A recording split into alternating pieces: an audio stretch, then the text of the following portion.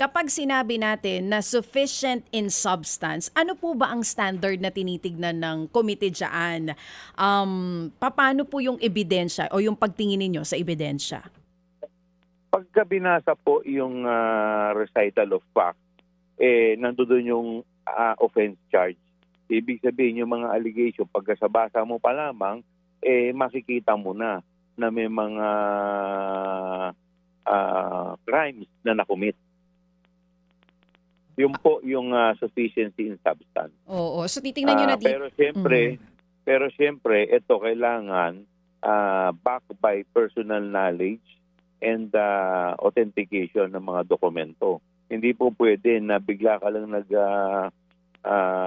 kwento dito ng mga offense charge pero wala namang puro hearsay naman. Oo. Hindi po yun tatanggapin. So dito po sa inyong pagtalakay kung sufficient in substance, yung dalawang nakahaing impeachment complaints, titignan na po natin yung mga documentary evidences. Tama po kayo dyan. Kasama po yun sa mga susuriin dito, yung mga annexes po nito. Mga kapatid, brothers and sisters, saan ka pa? Dito na tayo sa totoo.